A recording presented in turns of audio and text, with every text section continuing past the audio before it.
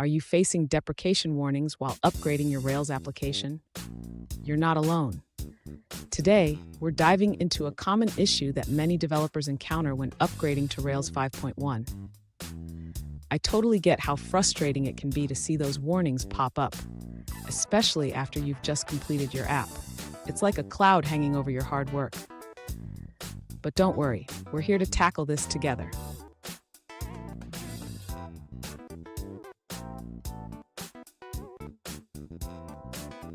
So here's the situation. One user upgraded their Rails app from version 5.1 to 5.1 and encountered some deprecation warnings related to assets in their RSpec request specs. They mentioned that controller specs run fine, but the request specs are throwing warnings about missing assets. Sound familiar? Let's explore this issue. The warnings indicate that certain assets, like JavaScript and CSS files, are not present in the asset pipeline. This can happen if the assets are not pre-compiled correctly, or if there are issues with the asset paths. Let's break this down step by step. And stick around. At the end of this video, I'll share a quick tip that can help you avoid these warnings in the future. To address the deprecation warnings regarding missing assets, the user should first ensure that all required assets are correctly listed in the asset pipeline configuration. Next, the user should confirm that the assets are indeed present in the specified directories. This means checking the app assets JavaScripts and app assets style sheets folders.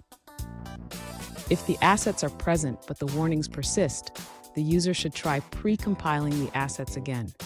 This can be done by running the command Rails assets precompile in the terminal. Finally, if the warnings still appear, the user can consider using the skip pipeline true option as a temporary workaround. However, this should be used cautiously.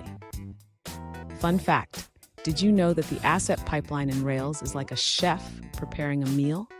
If the ingredients aren't ready, the dish won't come out right.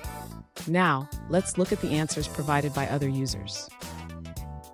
An alternative solution provided by another user suggests adding the dashboard.js file to the assets.rb configuration. This informs Rails that it needs to precompile this asset. That wraps up that answer. Let's move on to another one. One alternative solution comes from a user who faced the same issue after upgrading to Rails 5.1. They suggest checking if your assets are stored in the public folder. You can either move those assets to the App Assets folder or use the Skip Pipeline option to bypass the asset pipeline.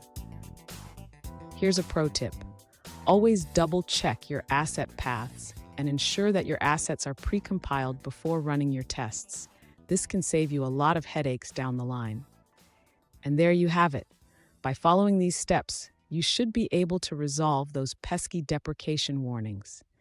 If you found this video helpful, please give it a thumbs up and subscribe for more troubleshooting tips.